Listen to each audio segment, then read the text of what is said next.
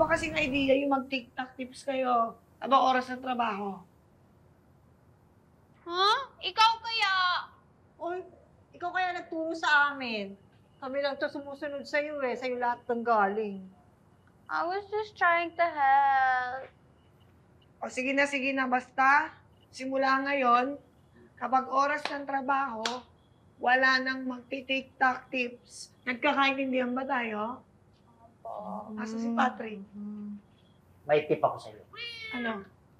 Tumingin ka sa likod mo.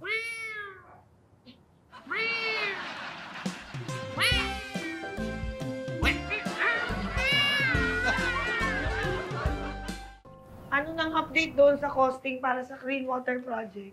Kailangan ma-email ko na yan kay Mr. Samonte bago yung isang meeting ko. Oo, eto nga, tinatapos ko na. Ako na mag-i-email pa kami sa Samonte pagkatapos ko. Okay, siguraduhin mo na, masubmit mo bago yung 3 p.m. deadline, ha? Oo, ako nang bahala.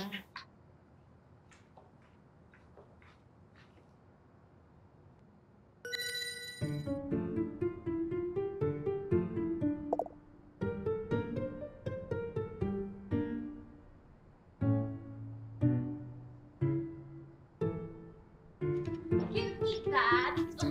I'll delete your app na lang para di ka matetempt. Ay, wag! Sandali, teka lang! Akin na! Ay, nagigilty na ako na tinuruan ko kayo ng TikTok trick. Oo nga eh. Ubus oras yan eh. Ang dami ko tuloy tambang na trabaho ngayon. Eh, pero sayang kasi yung kita. Guys, but this TikTok thing is just a trend. Just like that cute bag that I wanted. But our job here is here to stay. Kaya dapat ito yung priority natin. May point ang Gen Z. I know, right? Anyways, let's focus on work. Tutulungan kita. Thank you. Dahil dyan, bibigyan kita ng 50% discount dito sa bag na binibenta ko. Pamalit dun sa hindi mo ma-afford na bag. 50% lang. Bakit? Ilang bag gusto mo? After this, 100%. Excuse me? Hindi ka pa rin talaga sumusuko. Alam mo, Tommy? Never! Alam mo, re-research ko yung kagabi para malaman ko kung anong mabenta sa TikTokers. Eh, ang sinabi doon, wala akong dapat gawin kung hindi gayahin yung mga nakikita ko dyan. Ha! Okay. Naku, may gano'n, no? Yan na!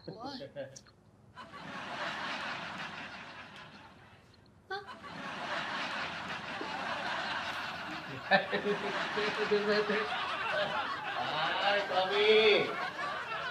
Magaling ako sa'yo! Ay!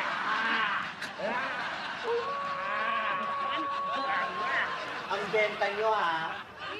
Sabi sa comments, we should do it together. Ha?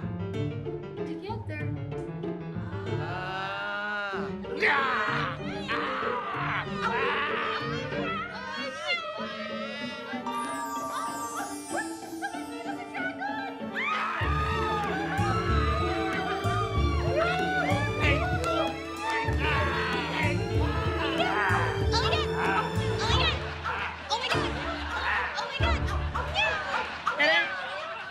Bakit? Break time naman eh.